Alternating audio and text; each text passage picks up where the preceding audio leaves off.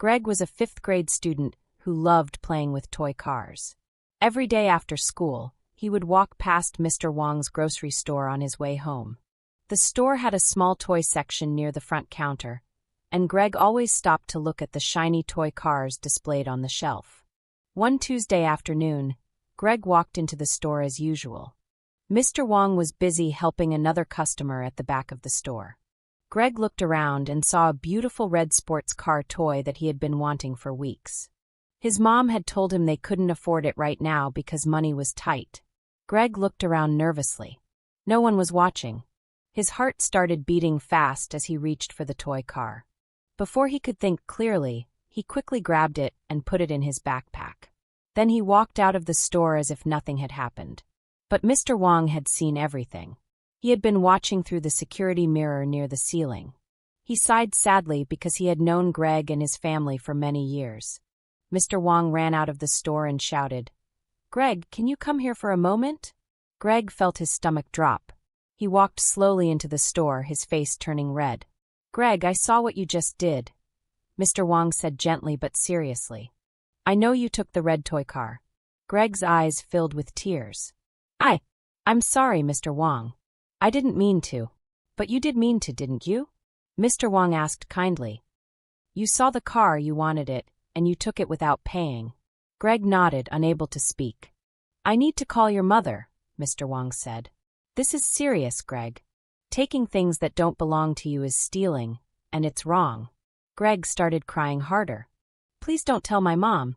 I'll never do it again, I promise." Mr. Wong shook his head. "I'm sorry, Greg, but your mother needs to know.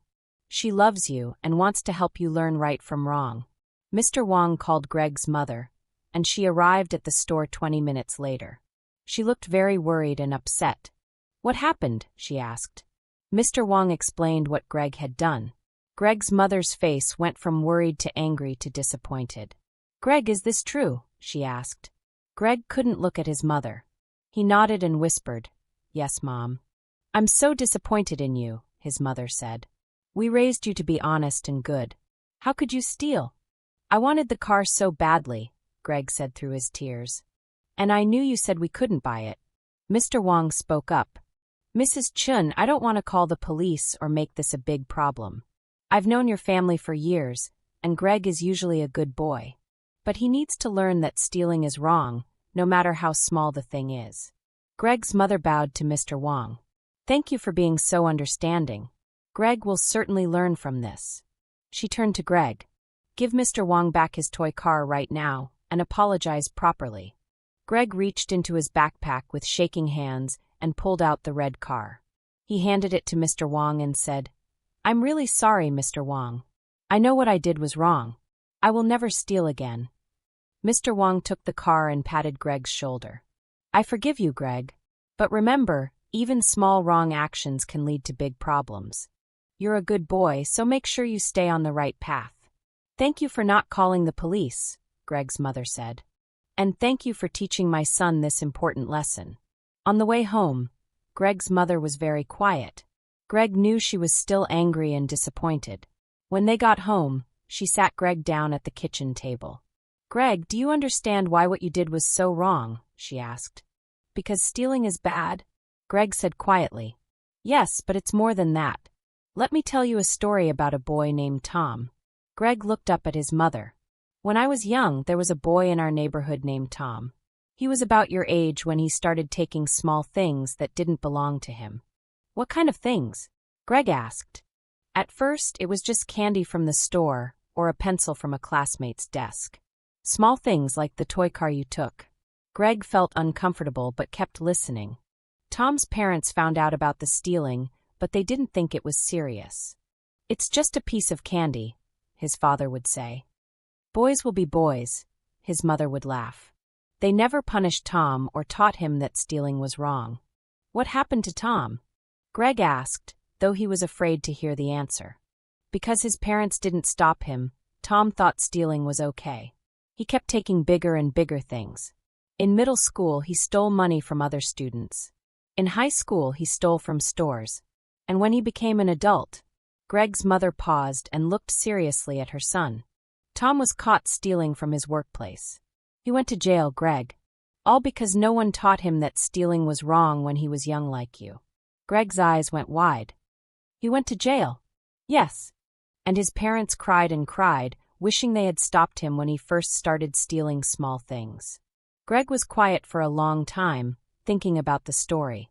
Mom, I don't want to end up like Tom, he finally said. I don't want that either, son. That's why what happened today was actually good in a way. Good. Greg was confused. Yes, because you got caught early. Mr. Wong and I can teach you now that stealing is wrong, before it becomes a bigger problem. Greg nodded. I understand now. Even though the toy car was small, stealing it was still very wrong. Exactly. There's an old saying. Even small things should not be taken without permission. If you take them anyway, you fail as a good person. Do you understand what that means? Greg thought carefully. It means that even small wrong things are still wrong. And if I do them, I'm not being a good person. That's right, his mother said. Size doesn't matter when it comes to right and wrong. Stealing a toy car is just as wrong as stealing something expensive. I really am sorry, Mom, Greg said. I was wrong to take the car, and I was wrong to think it was okay because it was small. His mother hugged him. I forgive you, Greg, but you need to remember this lesson. Promise me you will never steal again, no matter how small the thing is. I promise, Mom. I really promise. The next day, Greg walked past Mr. Wong's store on his way home from school. He felt nervous, but he went inside. Hi, Mr. Wong, he said quietly. Hello, Greg. How are you today? I'm okay. I wanted to say sorry again for what I did. My mom told me a story about a boy who started stealing small things and ended up in jail. Mr. Wong nodded. Your mother is wise. Small wrong actions can grow into big problems. I understand now, Greg said. I know that taking your toy car was wrong, even though it was small. I won't ever steal again. I believe you, Greg, Mr. Wong said with a smile. You're a good boy who made one mistake. Learn from it and grow up to be an honest man. From that day on, Greg never took anything that didn't belong to him. Whenever he saw something he wanted but couldn't afford, he remembered the story of Tom and Mr. Wong's kind but serious words.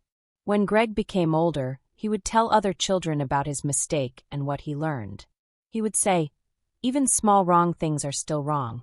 If you do them, you're not being a good person. It's better to want something and not have it than to take it without permission. Greg learned that being good wasn't about never making mistakes. It was about learning from mistakes and choosing to do better. The lesson he learned from one small toy car helped him become an honest and good person for the rest of his life.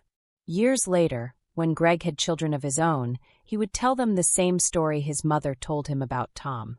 He wanted to make sure they understood that small actions matter, and that choosing to do right, even in small things, helps us become the kind of people we want to be.